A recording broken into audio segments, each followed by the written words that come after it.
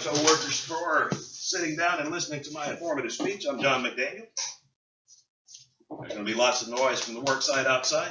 Probably be some foot traffic in and out. That's unavoidable out here. How important is a safe workplace to you guys? Very, very important. Very important. I'm going to give you information on an effective fit for duty policy. It's based on the principle that if a person is physically, mentally, and emotionally fit to work, they're less likely to have an accident, be injured, or cause problems. I'm going to familiarize you with all the components of this policy and the reasons behind each. It's not all encompassing, but it'll give you a solid base of knowledge on the subject. It is in each one of these books provided by the company, one in English, one in Spanish.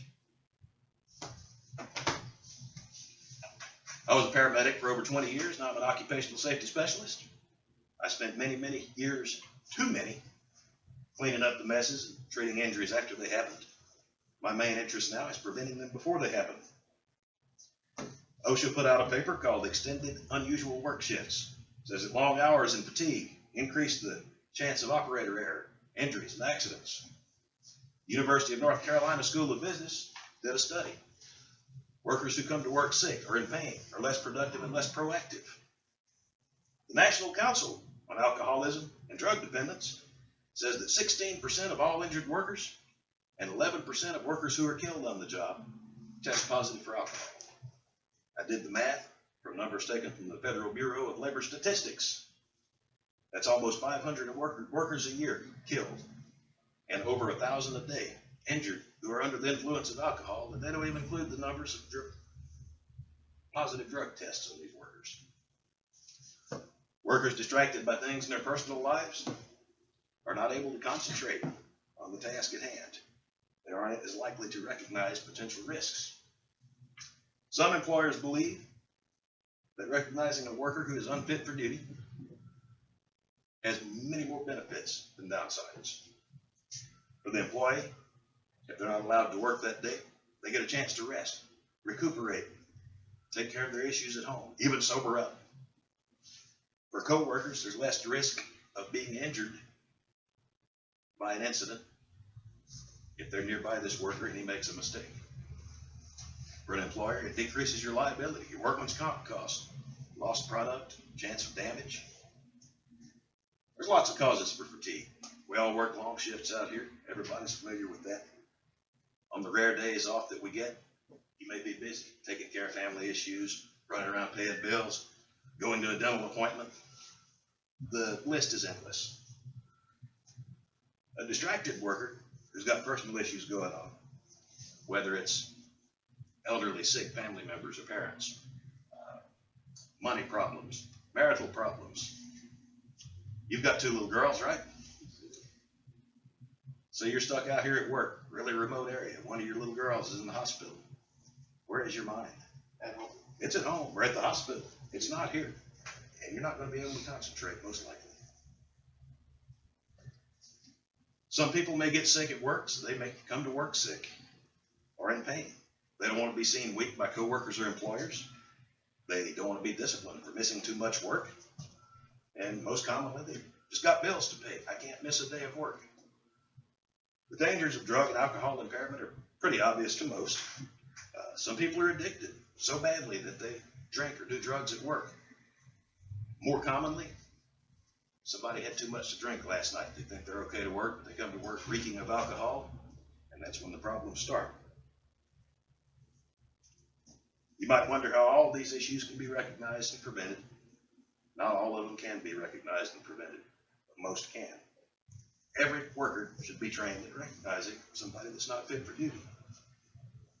Fatigue, it's important to be able to recognize it in others, but even more importantly, yourself. You're usually familiar with your coworkers. You know when something just isn't right. Some signs of illness or pain are easily recognizable. Others aren't, just manifest in unusual behavior. People under the influence of mind-altering substances may exhibit a whole range of signs. Could be an odor on their breath. Could be just erratic behavior. Could be prescription medications that they're on that they need to speak to their doctor about before they come to work, or if they have a question about it, see their safety representative or medical personnel if there's a medical professional on location like ours. Whatever the reason that they're acting erratically,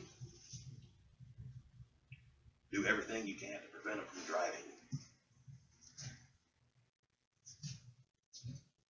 A distracted person could be distant, seem distant, detached from what they're doing, slow reaction times, or you might notice them making small errors and mistakes.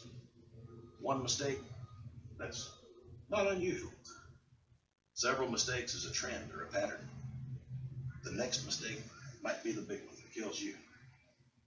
Say something before it gets to that point. Everyone at work should be given the right and the responsibility to speak up and stop the work of someone they think is unfit for duty. If they're uncomfortable with a confrontation or a conflict, they should immediately stop what they're doing, report it to their supervisor or safety representative.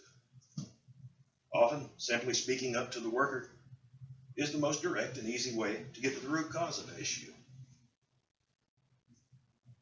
An effective fit for duty rule is an important part of a safe workplace. And in summary, fit for duty policy, other responsibility. Sing with us, sing with it, Ryan. Fit for duty policy is the responsibility of everyone, from the frontline worker all the way up to management. Management is responsible to educate the workers on recognizing the potential for unfit workers and the dangers, risks, and hazards associated with it. The employees should have the right and responsibility to stop and speak up without the fear of retaliation. As long as it's done in good conscience and in good faith, it's effective and it's appropriate, but it shouldn't be abused or used punitively. So an effective policy about being fit for duty in your workplace will significantly reduce the chances of a worker, including you guys, being injured or killed. Thank you for coming. If you have any questions, see me afterward.